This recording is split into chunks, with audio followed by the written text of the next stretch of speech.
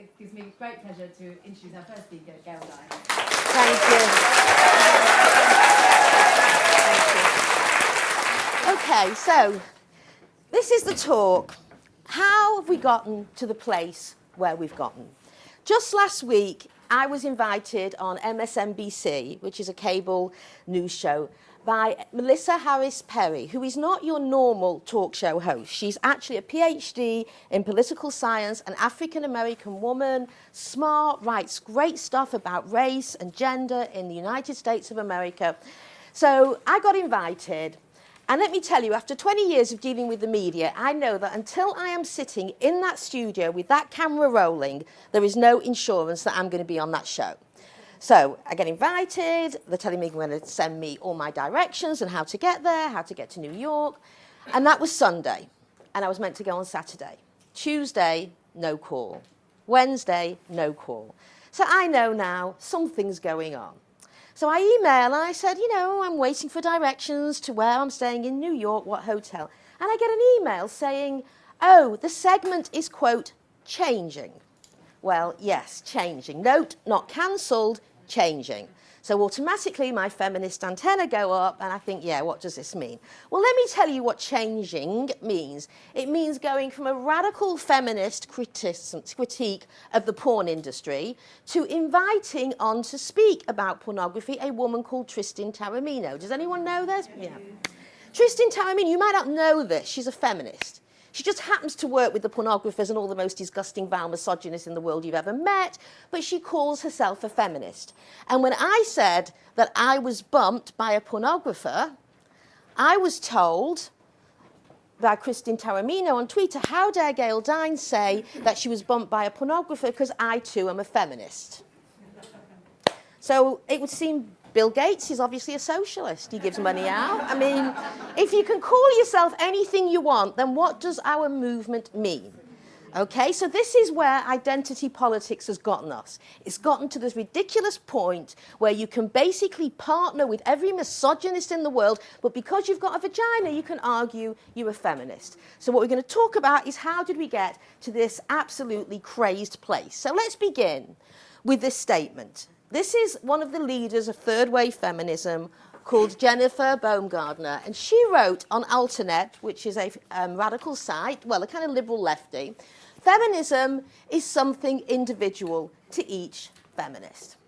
Yes, sisters, you might have thought feminism was a movement that we all had certain assumptions about, but no, it's individual to what you actually think it is. So what does this mean, and how the hell did we get here, okay? In a couple of generations, how have we gone from radical feminism, in your face, fuck you, to this? So let's figure this out. And of course, to begin, we have to begin with these two. So what we're going to look at is how the world changed post-Reagan Thatcher. Now, this was a critical moment in history, because the critical moment in history was that the attempt to build a somewhat collective society post-Second World War was completely undermined by these two. This was when neoliberalism on the ground really began. And what I'm going to do in this talk is to talk about how neoliberalism has destroyed feminism. It's also destroyed the entire world as well and the economy. But specifically, I'm going to focus in on how we get to this absolutely ridiculous statement that feminism is about what you make it, you make it, you make it, you make it. It's all our own individual empowerment, and how we act in the world. So let's look at what they basically say. So the key to this was a statement that Margaret Thatcher once made, which is actually breathtaking. There is no such thing as society, only individual men and women. And when she said that, you've got to see this was the crux of neoliberalism. Neoliberalism acts as if we're all individuals. There's nothing collective, there's no class interest, there's no collective interest. But I'm going to argue, as we go through, that that's only true for the oppressed. Believe me, the oppressor class know that this is full of shit. They understand what it means to act as a class, okay? It's only us, the oppressed, who are not meant to act as a class. So neoliberalism, as a political movement, what does it mean? Well, it has certain tenets. The first, of course, is free market economy. Absolutely no intervention, by the government. And of course, the reason for that is because capitalists know that the only thing big enough to put any limits to their power is government. So you have this whole ideology that government's bad, you can't have any intervention in the government, which of course leaves them free rein. Minimal state intervention, limited social programs, because if you're poor, it's because you're a lazy shit who can't get out of bed in the morning. Free trade, very crucially, because we have to destroy any potential for developing countries to compete. Strong property rights of the rich. You have laws that basically are all about protecting the property rights of the rich. Mass privatization. And I live in the United States of America, and if you think you know what privatization is here, you ain't got a clue, right? Not one clue. And then, of course, weak unions. The absolute need to destroy anything collective on the power of the oppressed.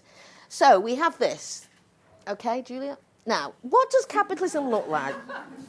All right. What better way for me to analyse capitalism than the fact that all these major corporations control virtually everything you do, everything you see, everything you eat, everything you wear, everything you buy. This is what capitalism is like on the ground. And what you have now are a few multinationals who control virtually all of the world's economy. And they are kind of not founded in any country. They wander around the globe, laying waste to any country that they happen to go to at any moment. And as soon as individual workers start to organise in, I don't know, China or India, off they go to find another country to lay waste to. So,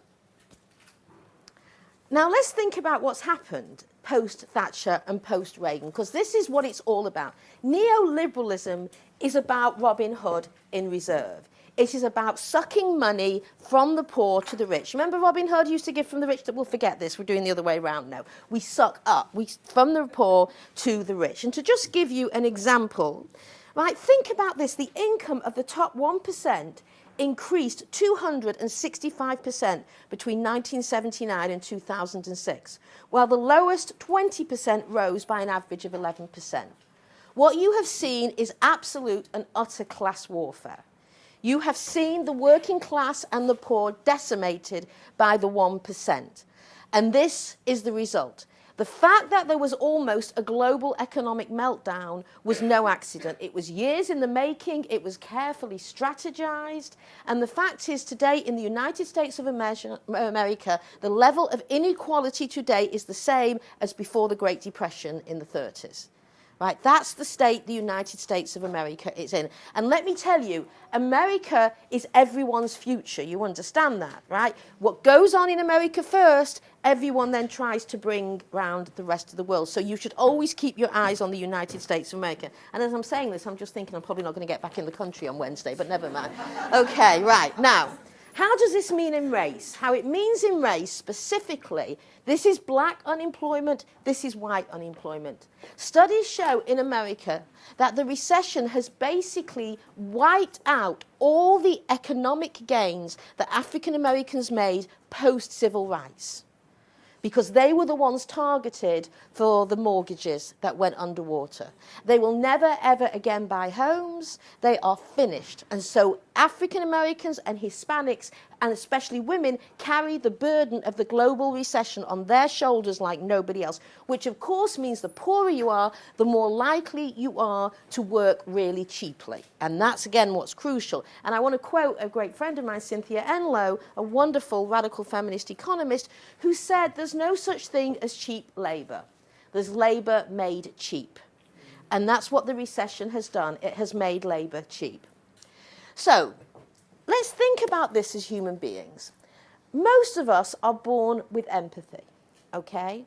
And what oppression has to do is destroy our capacity for empathy. Because otherwise we would all be up in arms, enraged at the fact that there's people out there oppressed. So how do you make sure that those of us who are not starving, that those of us who have the riches that the world has to offer, how do you make sure that we don't march and say it's not fair? What you do is you create a material reality, i.e. capitalism, which is unfair, and then you develop an ideological support system to legitimize that inequality.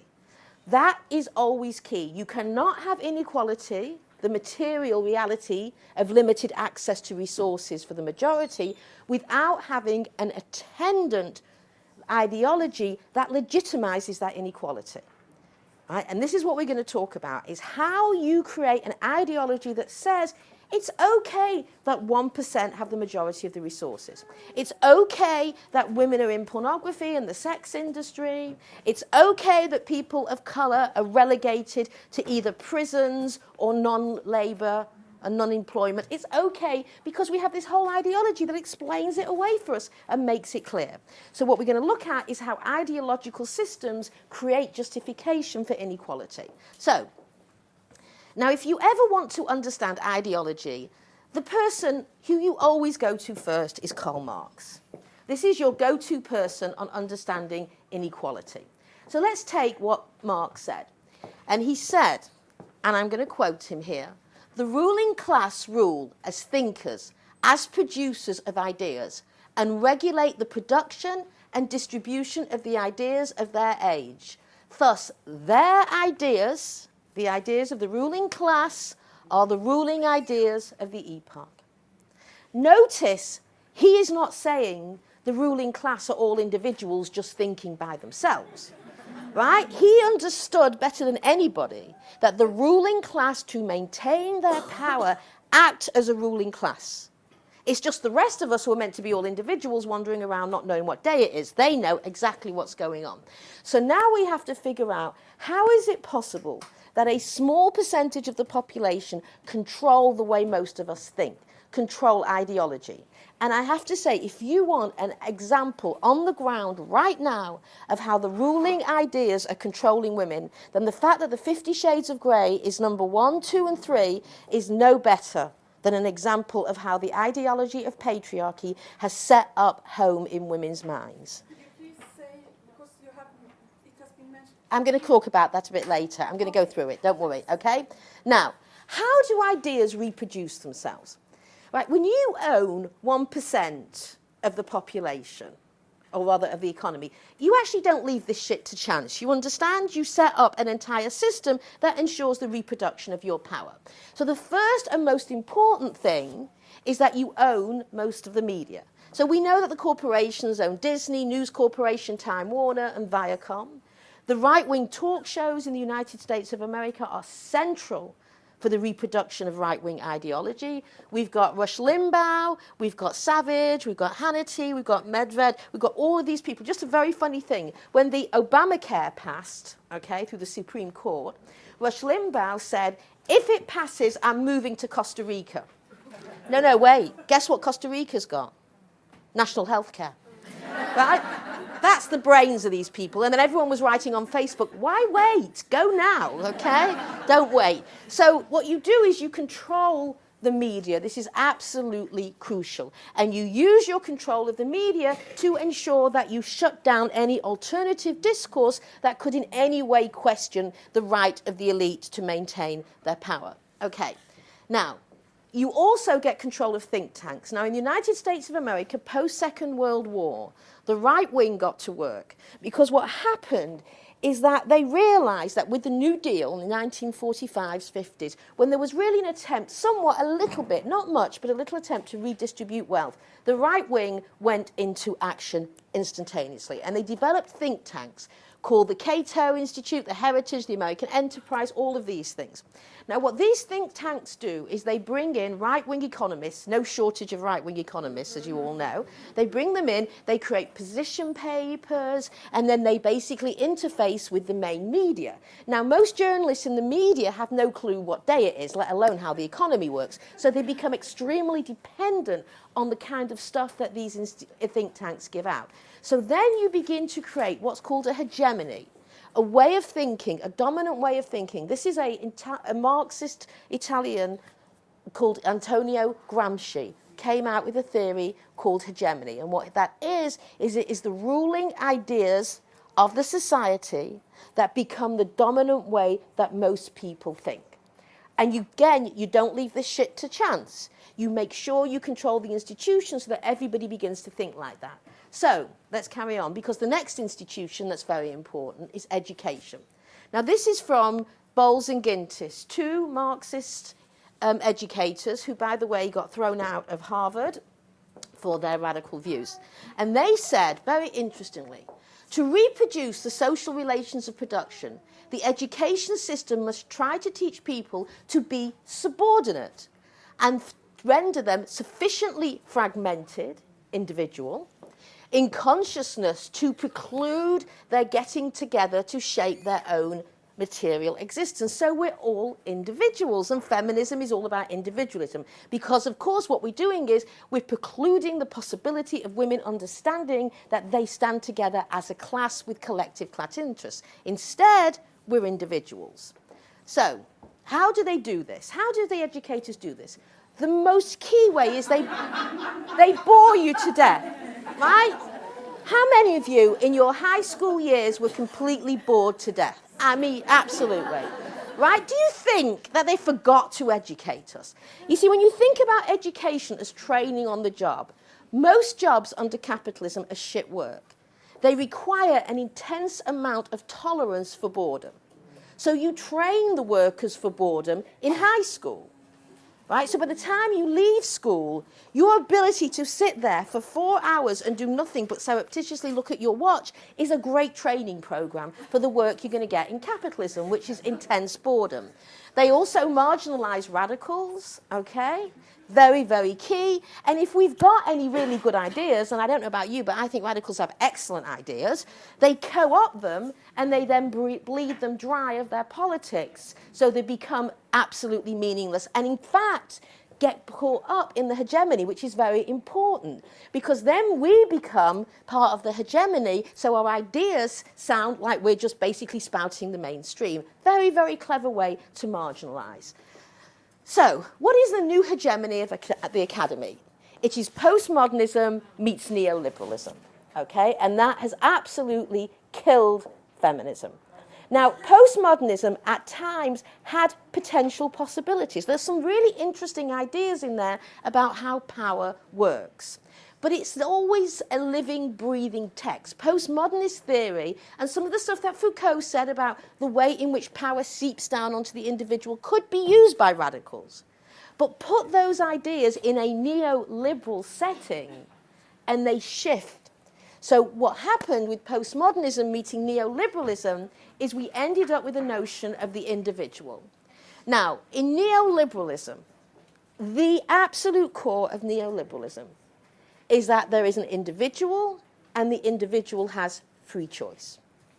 And how many of here are you sick to death of people saying choice, choice, choice, choice, choice? Oh, right? Choice, choice, choice. Okay, this is all we have. Well, it's your choice, it's your choice, it's your choice, okay? So it is very crucial to make it look like we are all acting out of our free choice instead of having a social structure. So let's think about what this means to talk about individual and free choice. So in neoliberalism, there is the sovereignty of the individual.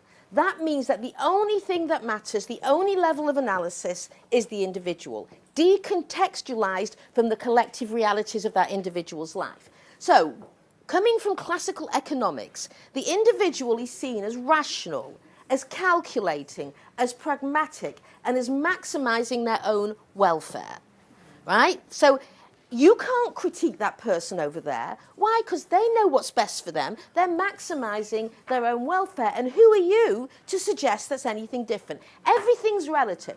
Nobody's allowed a political position because political positions become judgments, right? Are you judging me? I remember once being in Las Vegas at the porn convention. So imagine this. Every year in January, all the pornography industry come to Las Vegas. 10,000 fans and me descend into Las Vegas, okay?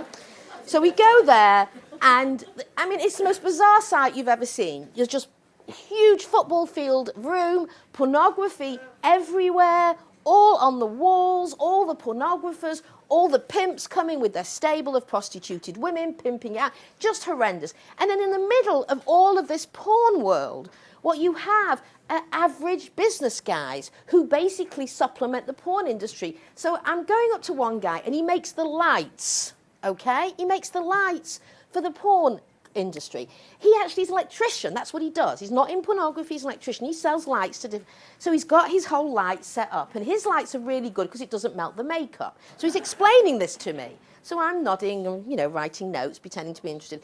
So he's telling me how he does this, and I was saying, oh, how interesting you make that. And then I said to him, do you have daughters? He said, yes. He said, I have 3 daughters. I said, oh, I said, and how do you feel working for an industry that's making their life even more dangerous than it already is? And of course, the smile drops from his face because they're not used to having anyone. And he said to me, are you judging me? And I said, yes, that's exactly what I'm doing. I'm judging you, right? So the idea is, in this kind of neoliberal empowerment, choice world, God forbid you make a judgment, okay? Because politics don't matter. Okay, so we've got the sovereignty of the individual, and let's think about how that translates. We're back to there's no such thing as society, only individual men and women. Okay, so this is where we're at now. We're back to the Margaret Thatcher view, which was held by her individually, which then Ronald Reagan developed into politics, and then started to float in the air. Because let me tell you how hegemony works. It's not like somebody comes up to you, sits you down and reads you the dominant ideology and makes you spout it back. That, in fact, is a very inefficient system. The best way to do this is to have it everywhere. So it's literally in the air that you breathe. Now, that is true everywhere. So when you read People magazine, you read the Daily Mail, wherever you go, you watch television, that hegemony is actually so normalized that it's rendered invisible. And that is always the best way to control somebody. You render the ideology invisible by normalizing it to the point it's just like the air you're breathing. Okay? So what do you mean people don't have choice? Of course they have choice. So you try and argue against that when people have been born into a culture that has normalized that view. Now, the problem with the neoliberal view is that in neoliberalism there is no such thing as structural inequality. There are no systems of oppression. There are no groups with collective interests. Now, importantly, that means the oppressed have no collective interest, and neither do the oppressor. Except we know the oppressor meets regularly, for example, in Davos, Switzerland. So let's imagine that. You've got the oppressor class, and they meet once a year there, and they meet in other places. And what do you think they talk about in Davos? What they have for dinner? Right? What are they planning in Davos? They're planning how to basically control the world for the next year.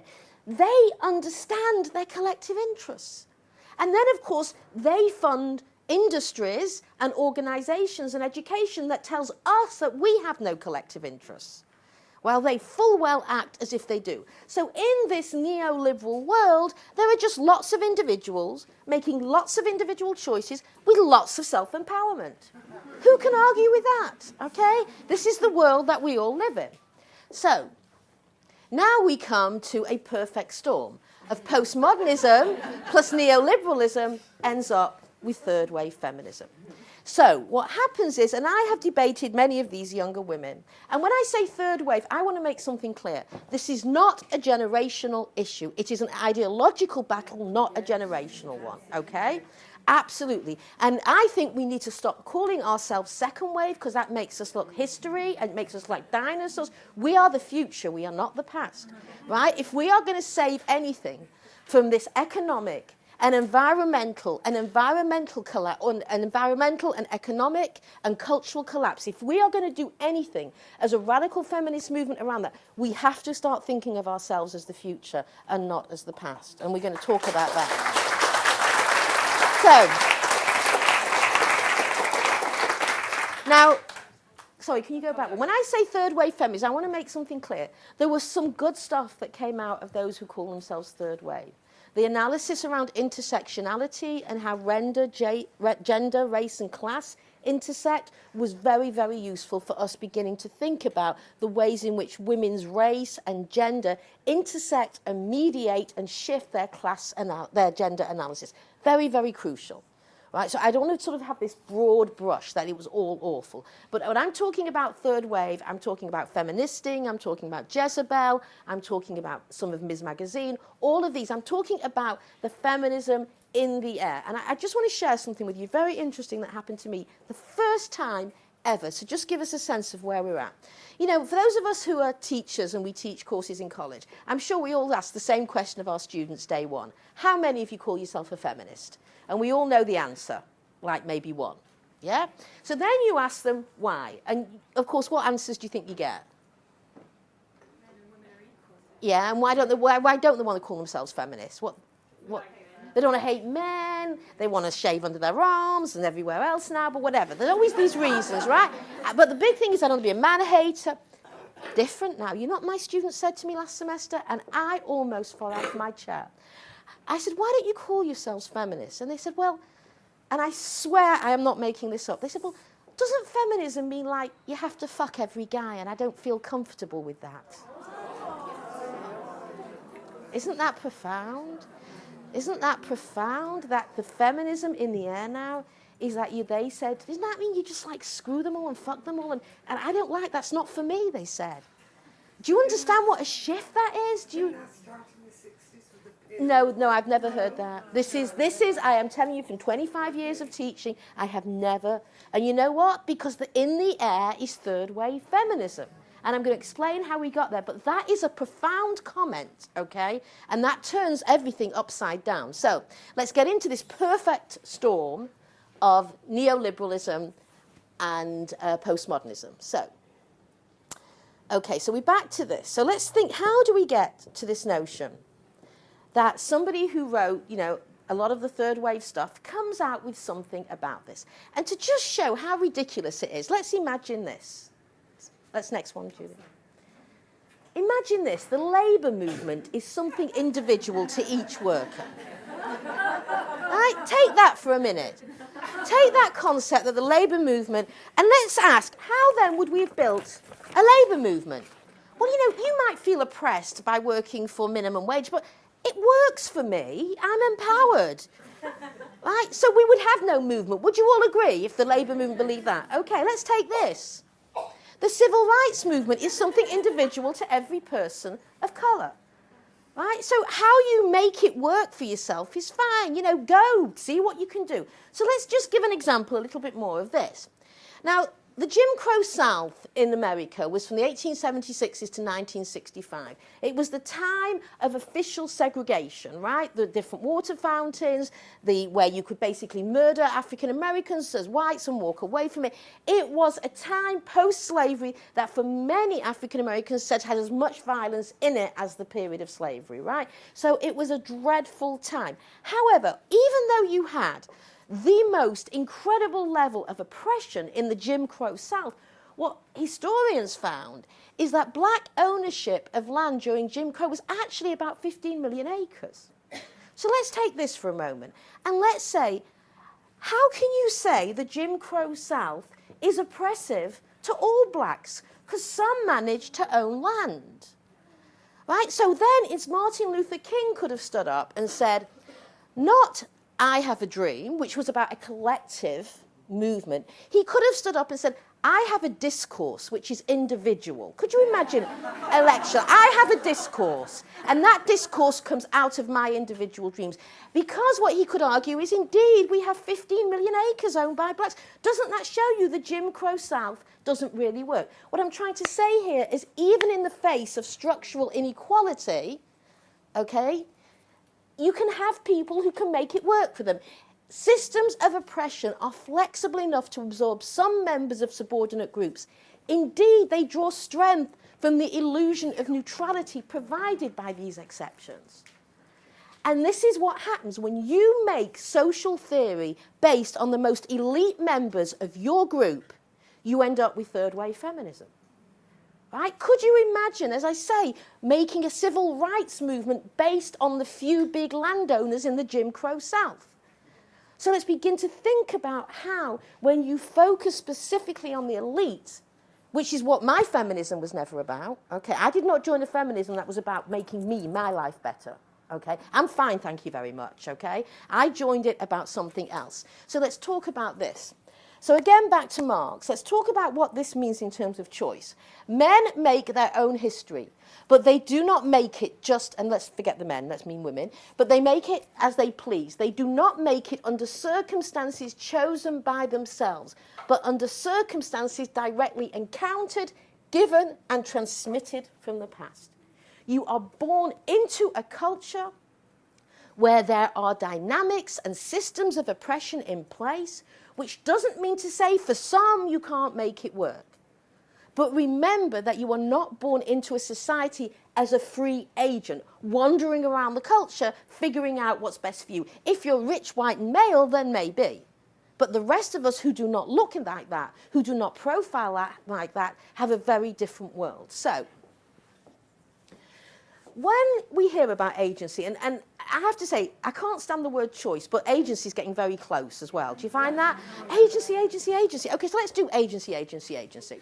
So people always say to me after I finish lecturing, where's women's agency in all of this? So I say, okay, you can ask that question. The answer to that is, it's an empirical question. I'm a sociologist. So my question to you would be, do you mean my agency of an upper middle class, white, highly educated woman? Or do you mean the agency of the women who are going to come in and clean the floors when you're done and gone home? Because you better be very certain which agency you're calling about. Me, I have so much fucking agency, I don't know what to do with it, okay? It's seeping everywhere. But that does not mean that those women who work 2 jobs to put food on the table, who work against everything that this society tells them, they're pieces of shit and they have no right to live. Those women who do that and put food on the table and mother their children and do all of that, it's their agency. That's the feminism I joined, to fight for their agency, not me, right? And what has happened in third wave is that it's all about me, it's all about us, and it's all about those of us with choice, right? So when I'm asked the agency, you say it's an empirical question. We can actually track agency. We can look at the socio-economic realities of that individual woman, and then we can decide what kind of agency that woman has. Okay, so let's look at agency. Women perform 66% of the world's work. They produce 50%, but earn 10% of the income and own 1% of the property. Right? That's the reality of the world for women. Women who work full-time only own 77% of what men make, and 13% of women over 75 are poor, compared to 6% of men. Women are 70% of the world's poor. And remember something, whenever you put women, you add children, because children are in the place they're in, because women are in the place they're in. The lives of children will never improve till you improve the lives of their mother, which is why any movement that fights to better children's lives and is not feminist is doomed for failure, absolutely doomed for failure. Okay. And then, of course, when you get into race, it gets even worse. 26.5% of African American women are poor, 23.6% of Hispanic women are poor, and you can see here. So again, when some white 40-something third waver gets up and screams about agency, I want to talk about this agency. This is where our feminism should be. And this is what we've lost in the third wave. So let's talk about how it plays out on the ground. Okay, so a little bit of advertising for my book. Right. Let me tell you about capitalism. I get 80 cents for every one sold, okay? So that tells you something like that. Right, now, just in case anyone thinks I'm getting rich on this. So when my book came out, okay, I have to say, it's been 2 years since it came out. And I wish I could write it again with the experiences of what happens when you put a book out. And what I just found out, I have to say, it was actually the Chinese rights have been bought. And it's been basically translated into Chinese. And I found out yesterday that in the Barnes & Noble of Taiwan, it's the book of the month in August. So that's great, yeah. So that's good news. So, okay, my book comes out, and I brace myself, because I know the feminist movement is going to come after me. It's going to go for the throat, okay? And indeed, I was not upset by that. I was not surprised by that. So I wanted to give you some of the criticisms I got from the third wave feminist movement, to just show you how feminism has lost its way, okay? How mainstream feminism has lost its way. So in my book, what I do is I take a critical analysis using structural frameworks to really explain how pornography works. I look at it as an industry which interfaces with all other mainstream industries, which include the credit card companies, the bank companies, the hotel companies, the IT companies, the real estate companies. Pornography is not a fantasy. Fantasy happens in the head. Porn happens in the international banks of capital, okay? So first of all, it's not a fantasy. I also explore it as a discourse. What are the messages? What is the messages coming to men about sexuality, about masculinity, about femininity? What does it say about heterosexuality, connection, intimacy, all of those things? And I also look at it in terms of the men. Because you'll notice something else about third wave feminism. It's a feminism without men. They don't talk about men. They talk about women all the time, right? As if we're the only ones that matter. This is like, you know, talking about race and forgetting the fact that the whites are the racists, okay? So when I talk about feminism and pornography, I want to talk about men because men make pornography, men get rich off pornography, men jerk off to pornography. It seems to me we should be talking about men when we talk about pornography, not women, okay? Except about the women's lives in it and how it impacts on them. So my book comes out and Ms. Magazine, which is, you know, one of the biggest feminist magazines in America, tells me, right, that they don't have any room in their print copy to do a review of my book. The first anti-porn book by a feminist in 15 years, and Ms. Magazine's run out of any space. But they will give me the blog. And then, of course, who jumps in to do the blog but a woman called Shira Tarrant? Is anyone familiar with her? Okay, so Shira Tarrant is a very good example of third-wave feminism. So what I'm going to do is sort of walk you through some of the criticisms of my book from her, because I think they really focus well on what's going on. So let's start with. So Shira Tarrant's first argument is that what I do is I leave no agency for the women in pornography. What I say is that they are victims of a predatory industry.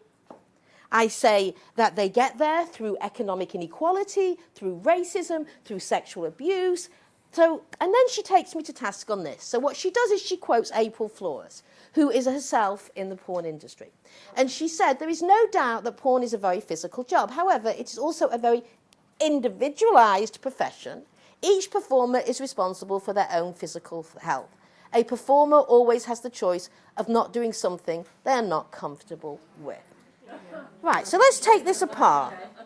Let's deconstruct. April Flores, when you interview April Flores, she's on the job. You understand this? This is how she makes the money. So supposing April Flores says, you know what? My God, Gail Dines is right. Right? They treat us like pieces of shit. Or is she going to get a job the next day? Right? So first and foremost, never ask a woman in the sex industry to talk about the sex industry. There was a wonderful woman called Norma Hoatling. Did anyone know Norma? Wonderful woman who had been an exited woman from prostitution, and she started this organization called SAGE on the West Coast. And I heard her talk, and she said something profound. She said, never ask a woman who's been in the sex industry to talk about it until she's been out at least 5 years. She says, it takes that long to be able to figure out and process what happened to you. So meanwhile, April Flores, who I don't know anything about this woman's life, what I do know is she's in the industry. This is how she makes her money. What the hell is she going to say? So this is taken as criticism of me.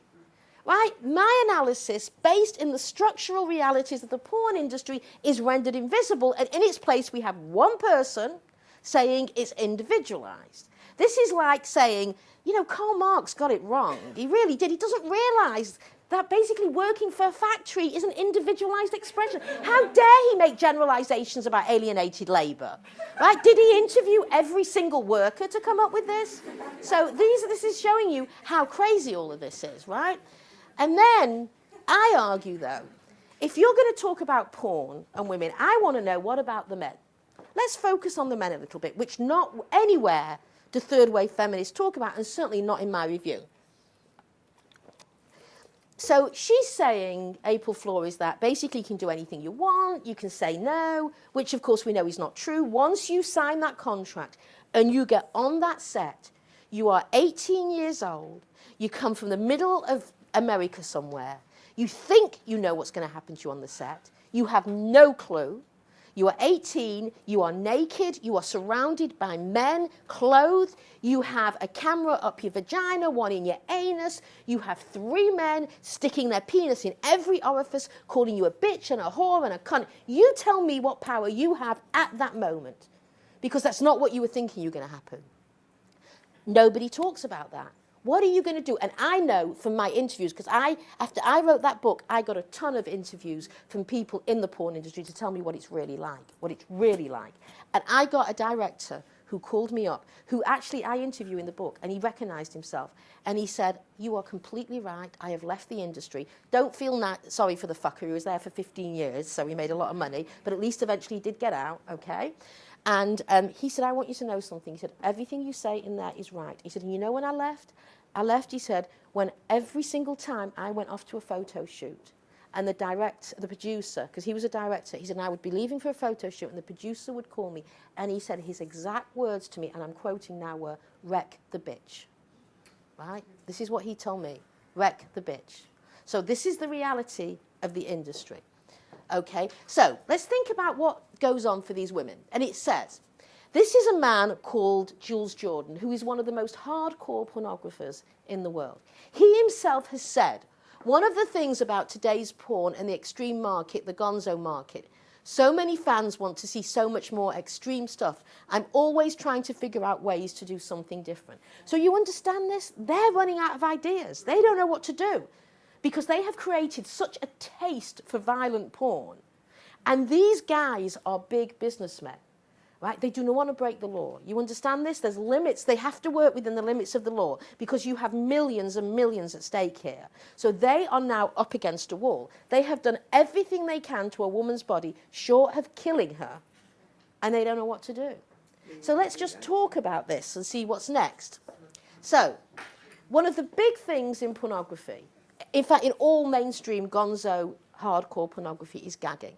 This is where they put the penis so far down the throat, okay, that it actually activates the gag reflex. They also put a lot of mascara on her. So as her eyes water, you're watching it, because they like to see empirical proof that she's choking. I mean, she is choking. You hear the gagging. It makes you gag, okay? So this is every single gonzo film now, is her on a chair, usually with a head back, penis so far down. And as she's gagging, they're saying, look at me in the face. So she's gagging, she's looking up, and sometimes even worse, as I'm going to show. Now, let me take you to Adult DVD. This is where the porn aficionados hang out. It is a discussion group. And they ask each other questions. So Hotboy 1999 puts the question forward on Adult DVD, the chat, the porn chat. He says, I love the hardcore face fucking, the women drooling, the gagging and the puke scenes. And what he's asking his friends for is, can you give me some suggestions where I can go? No shortage of friends on this site because in comes Panas, and he says, if you like roughest, it could be the Jessica scene. At one point, she stops the scene crying. If you like vomit, go for Baby Doll. So they give each other information, right? And what they'll say is, at 3 minutes, 42 seconds, you'll see the gagging, the vomiting starting. And I went to this and Baby Doll, and sure enough, vomiting. And they keep it in. Vomiting, vomiting, vomiting. So this is the way they speak to each other. So again, let's think about Shira Tarrant interviewing one woman who says, you can do whatever you want and it's not that bad. And then these men know that's a piece of shit. They understand the level of violence. And when you read them, they get exactly what's happening to the women. So the other thing in porn, that's standard now, is anal sex. Now in porn, anal sex is rough, it's hard, it's painful, and its goal is to deliver to her the message, just what a filthy, stinking whore she is. That's the idea of anal sex. So you have things like altered asshole, anal suffering. Let me show you a promotional copy for this. This is a promotional copy for the film Anally Ripped Whores, right? And this is what it says. This is the promotional copy. We at Pure Filth know exactly what you want, and we're giving it to you. Chicks being ass-fucked till their sphincters are pink, puffy, and totally blown out. Adult diapers just might be in store for these whores when their work is done. Okay? So this is the empowering porn industry where women are making lots of choices to maximize their own rational well-being. This is the reality of the porn industry. When I argue with many women and men about porn, older men, they're not thinking this. They're thinking Playboy 10 years ago. Part of the problem is that this, for all of it being a multi-billion-dollar a year industry, is a stealth industry. Right? How many people really understand that this is mainstream? This is the major form of sex education in the world today for boys 12 and up. And girls. Less so for Gonzo. Girls don't go to Gonzo. We can talk about that later. But the statistics still show that girls are not going to Gonzo. Right? Gonzo, this level of hardcore, is still male. Doesn't mean it won't change in a few years. But at this moment, when I interview the porn producers, they tell me this is mainly for men. Okay, that's what they say. Now, so let's go back to adult DVD talk and let's see what AC Cream has to say. And this is the kinds of things they post. The most real painful scene I've ever seen is Gangbang Auditions number 3 from Diabolic. The scene with Aspen Brook. The guys start asking her questions like, you like that dick in your ass? But she's in such pain, her answers are hard to understand. She tried to say something like, I love it, but then the tears started flowing. A porn chick not handling dick gave me a major bone age, I recall. So, bone age, a boner, an erection. Okay, so let's think about then the reality. So again, you've got third wave feminists wanting to talk about women and how empowered they are in pornography. And yet, did anyone here get a sense that this man, when he's watching it, thinking, oh my God, she's so empowered? Really, I had no idea women had such economic, social and legal power. Who knew? Right? I mean, do you realise how ridiculous third wave feminism is when you put it up against the empirical realities? Okay, so, and then listen, don't believe me. Go to the source itself. This is Adult Industry Medical Healthcare Association. This was the volunteer healthcare association of the porn industry. It's since got closed down for complex reasons. But during its time up, it had this up. It was where you went to get STD testing, etc. What it says here is it warns women in the porn industry what diseases to be careful of. So first of all, we know a major thing that happens to them is rectal prolapses. What happens regularly is because of the rough anal sex, your anus falls out and it needs to get sewn back up. Now, let me tell you something. Shira Tarrant came to hear me give a talk and then she tweeted. And you know what her tweet was? She said, just heard Gail Dines talk. She said something like this, just heard Gail Dines talk about anal prolapse or rectal prolapse. She says, and checked with a doctor and he said, it's not that serious, it's easy to do. Yeah, that's fine, no problem. Go, you know, have it sewn up, you're all fine. This talks about gonorrhea of the eye, chlamydia of the anus. You know, is what happens, every generation we have a group of women born who should have this happen to them, okay, and the rest of us should think they're empowered through it. I mean, what kind of a feminism is this, that this is how we live, that we live in this world comfortable in our elite status and we let a whole bunch of women have to deal with this on their own. Now, also about race. Shira Tarrant criticises me because I argue, stupid me, that pornography is racist, both in its structure and its discourse. She says, surely there's racism in the porn industry. It affects how people of colour are represented and treated. But there are counter stories. So me, unsophisticated, stupid me, I'm missing the counter stories. So let's look at some of these counter stories. Because she quotes Cinnamon Love, who then says Lexington Steel is doing some really interesting thing around this. So I'm thinking, okay, let's see what counter stories Lexington Steel is coming out with. So I went on to Lexington Steel's pole position collection. Now, I didn't put the images up here because they're so violent, but this is the text. Wouldn't you love to be in the driver's seat while Lex unleashes his massive cock on hungry bitches? Get Lex's unique point of view as his whores kneel and spread to suck, fuck, and eat the last drop of cum from his huge cock. These are your counter stories, okay? Someone's going to have to explain to me afterwards how this is counter. Next one, his heavy metal collection. Lexington puts his metal to the test as he pushes ball deep into the industry's most renowned assholes. Will these porn stars sustain the damages as Lex's heavy cock rips them apart? Only the real stars will emerge from the ultimate anal test. So in Ms. Magazine, a feminist magazine, my book, Pornland, is being critiqued because I'm not talking about the counter stories of Lexington Steele. And then she goes on to say, next one.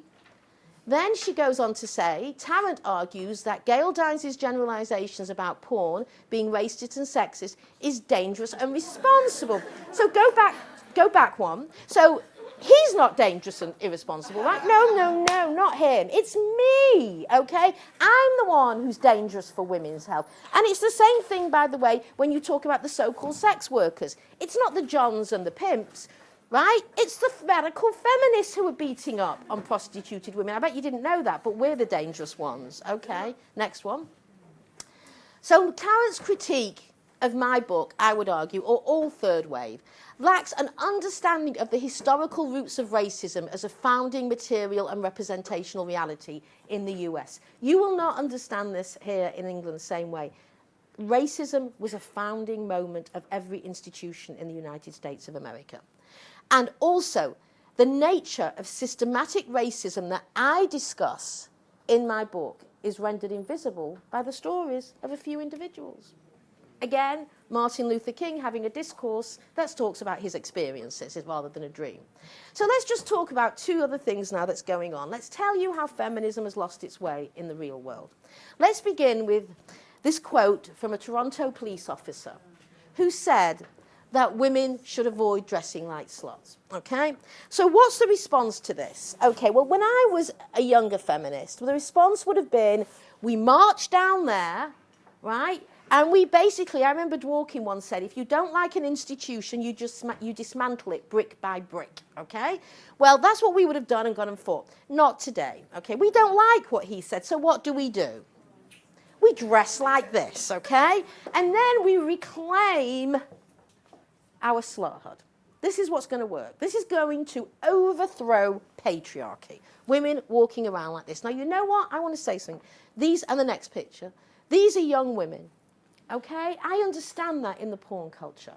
My question is, where were the older feminists? This was an example of absolute and utter irresponsibility on the part of older feminists. To say to these younger women, we understand this energy, let's organise it, let's figure out a way how to do it. I'll give you I was on the BBC World Service with one of the organisers. I'm not going to say her name. She's a young woman in her 20s. And we're on the BBC World Service, right? Thousands, if not millions of people listening to us. She is enraged at me. She said, how dare you come in and criticise us? If you don't like it, she said, start your own movement. And I said, no, listen. So I said, I did. It's called the feminist movement. And you're in my movement, honey. I'm not in yours, okay? Do you understand that? She walked into my movement and I said to her, what did you think? You were going to march into this movement, do what you want, and nobody was going to criticise you? I said, this is what movements do. Right? And I know we have the Norwegians here. They have the best way of organising a movement that I have ever seen, the way that you do. Because you wouldn't allow this shit to go down, okay? Am I right? Okay, yes. So I am saying we have to, get in there. I'm not saying as older feminists we go in and we smack and say you can't do this. But you mentor. That's what you do. It means something, right? Our wisdom and our knowledge. When I was 22, I couldn't have done what I do now. So there's something to be said for wisdom, which doesn't mean we render invisible younger people. It means that we sort of build a movement together. So this is the result, okay? This is where it ends. It ends with women like this, dressing like this, basically reproducing it. So, carry on. So, this is Jacqueline Friedman, another third-wave feminism. Anyone heard of her in this country? A few. So she spoke at the Boston Slut Walk. 3,000 women, and this was her speech at the end. If you've ever been called a slut, stand up now and say together, I am a slut. Stand up and say it with me. I am a slut, I am a slut, I am a slut. All right, how did we get to this incredible point that this is feminism? I am a slut, okay? Now, let's imagine for a minute that we take Jacqueline Freeman's advice and that our future way to liberation is to claim that we're sluts. Just let's take that on face value. So I'm going to offer this woman her claim to this, okay? I'm going to say that her answer to her oppressed state, right, Miss Diallo, is to say she's a slut. So she should walk down the street claiming, I am a slut, I am a slut, I am a slut. Do you all know who she is? Yes. Right, because Miss Diallo is Dominic Strauss-Kahn's victim. Next one. Okay, so let's imagine this. The same time that the slut walks are going on, the head of the IMF, right? We're not talking any, small job here. We're talking the head of the IMF rapes a woman. Okay, rape, there's no question it was rape. His blood and her semen up the bathroom walls would be enough evidence for me, okay? Rapes her. And then, let's imagine she says, her defense, but I'm a slut. I'm empowered by it. Well, indeed, she didn't have to make that defense because the next week in the New York Post, this is what they say. DSK made a hooker. So you know what? If you're white, upper middle class, and older, maybe you can get away with this shit and saying I'm a slut. Let me tell you, if you're a woman of colour, if you're a poor white woman, that is going to stick like mud. So again, what does it mean for a major figure of third wave, Jacqueline Freeman, as the Dominic Strauss-Kahn is going on, to suggest that the answer is to claim one's sluthood? How elitist and privileged can you be to not understand the repercussions of what you're saying is going to have on other women? And now to the most awful thing in the thing, right? 50 Shades of Grey, okay? Right, I'm trying not to absolutely weep in the corner every time I see this book. So let's think about what this is, okay? 50 Shades of Grey has been described as a romantic love story, and I would add for the porn age. All right, so let's look at this romantic. Has anyone read it?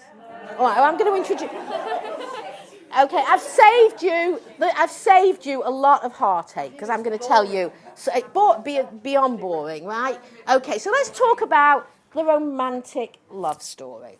Okay, so he gives her rules, a contract she has to sign, and in this contract he tells her that he demands absolute obedience, when she can sleep, when she can eat.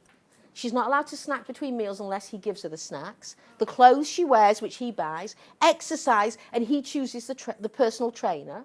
Okay? The hygiene and beauty, how to keep that going. Personal safety, joke, and personal quality. So he explains all of these things to her and gives her a list. And I'll give you an example of one of them. The obedience. This is on the contract.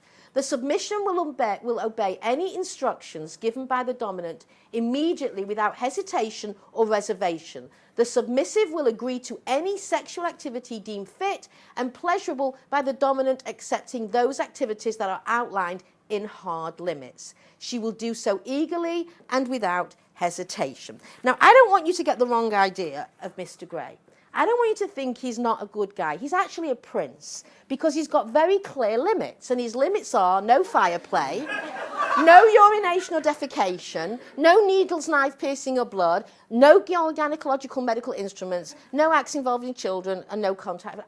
You can't fault him. I mean, let's face it, right? This is a prince in the porn age, okay? Now, I did an interview a few weeks ago. I did an interview with a few women. And one of the things they said was it is a fairy story like Pretty Woman. Okay, so let's really talk about this. You've all seen Pretty Woman. Okay. So have you ever thought for a minute, and I'm quoting my good friend here, Jane Caputi, have you ever thought for a minute how, when there's a good film that comes out that makes tons of money, you get Batman 1, 2, 3, 4, 5, 6, 7, 8. Yes, Die Hard 1, 2, 3, 4. Why was there no Pretty Woman Part 2? Have you ever thought about that? Really, think for a minute. Made a fortune. Why not? Well, let's imagine this. So they get married, the John and the prostitute, and they live happily ever after, except on their honeymoon, they have a bit of a fight. What's he going to turn around and say to her? You fucking whore. Right? You fight with me. You're going right back on the streets where I got you from. What happy ending do you know of a John who marries a prostituted woman? That's why there's no Pretty Woman Part 2. Although, as Jane Caputi so rightly points out, the film that Julia Roberts made after that actually was Pretty Woman Part 2. You know what it was called? Sleeping with the Enemy. Right? That's exactly what it would have looked like. Okay, now, signs of an abusive man. Jealousy, possessiveness, controlling, superiority complex, manipulative, whirlwind romancer, comes in, showers you off your feet, has mood swings, sexually abusive. Let me tell you, this, if you meet a man who's got one of these, it's dangerous. 2, beyond the pale. Every single one, lethal. This is the description of Mr. Grey. So in this love story, okay, of 50 Shades of Grey, let me tell you, 50 Shades of Grey 1, 2, 3. I'm going to write 50 Shades of Grey 4. You know what? At that point, she's running for her life to a battered women's shelter. Right? She's scarred all over from the wounds that aren't healing. She's got 2 traumatized, terrified children, and he would rather kill her than let her leave. And I have met women who have been on the run for 10, 15, 20 years from these men. So I think we should collectively write 50 Shades Part 4. Let real women know. So we have gotten to the point, is how is it possible that women are buying into their own demise? My question is, are we, as a radical feminist movement, becoming a movement without a constituency? Has our constituency gone to the other side? Have been so completely colonized that they will buy into their own demise to such a degree as they're buying 50 Shades of Grey? This is a terrible, terrible moment in history. Right, you understand what this says. I can tolerate fighting the porn industry and lots of things because a lot of it's going up against men. I can tolerate that. When I see women doing this, there is a level of despair that we can't give into, I need to make clear, but it is terrible. So the answer, of course, is a feminist movement. Now this is from Details, and this is, actually I think this is Maxim, and they're saying you start from here and you end here. Well, what we say is you start here and you end there.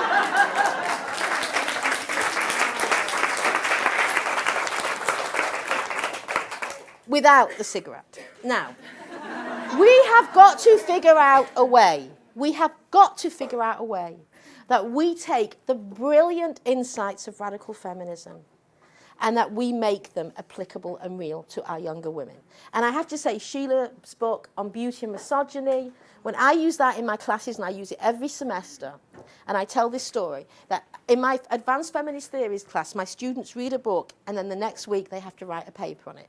When they read beauty and misogyny, they can't write the paper. They need 2 weeks, because it is so profound for them. It upends their world, right, in a way that we need to take this kind of stuff and spread it around. We need to figure out, we cannot let the third wave argue it is a generational issue. You understand? That will kill us, because then we all look old, history and dinosaurs. We are not a generational issue. We are absolutely an ideological issue. So how do we do this?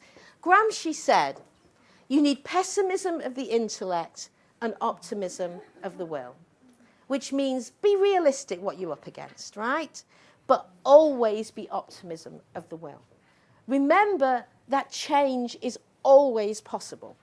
But change and my optimism of the will is collective agency. You want to talk about agency, fine, but it's collective agency. It's women as a group, as a class, respecting and fighting for those that are more oppressed than us, like women of colour, poor white women. We must always remember that there's got to be a really nuanced way of bringing women together as a group. But our optimism of our will has to be collective agency. We have to turn to each other and understand and say, you know what, I'm okay. I'm actually doing okay out of this system, but you're not. And you know what, I will fight to the death till you're okay. Because it's not about me, it's about you. This is the key to feminism. And we have, as I said in my last lecture here, I said, you know what? Somehow the feminist movement is run by women who are actually 14-year-old boys with hard-ons, because all they talk about is sex. Sex, sex, sex, sex, right? Who else talks about sex? A 14-year-old boy with a hard-on, right? We've got other things to do. You know, orgasms are very nice, but revolutions are better, right? They really, really are. So, what I want to say... One optimism of the will is stoppornculture.org. There are groups who are going to start Stop Porn Culture here in the UK. We have them all over the United States of America. They're talking about starting it in Norway.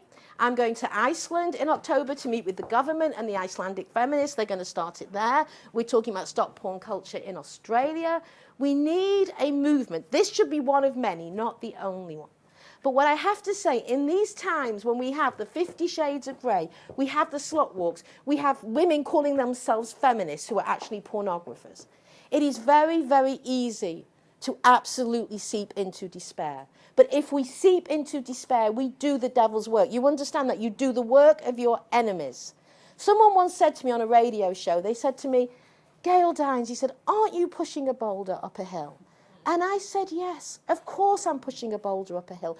That's what you do to make the world livable. You push boulders up hills. The Labour movement pushed the boulder up the hill. The women's movement pushed boulders up hills. Civil rights movement pushed boulders up hills. That's the way you do it. What choice do we have? But you know what? I alone and you alone can't push that boulder up that hill. But together, just think what we can do. So please, let's think about how we revitalise this movement and how we stop this kind of fun feminism, okay, and we get out, because remember, the fun feminists are a small percentage. We shouldn't get too focused on them, because when you go out into the real world and you speak to real women, they're not talking about fun feminism. They're talking about how they're going to feed their children. They're talking about how they're going to deal with this man who is undermining their ability to parent their children in ways they want to. Some of them are running away from battery. These are our constituents. And unless we keep our eyes on that and take our eyes off what I often call white noise, right? The pro-porn feminists, they're white noise. And our job is to stay focused on who these women are. That is what the feminist movement was always should be about. That is our future. It is our past, and it is now our future. Thank you.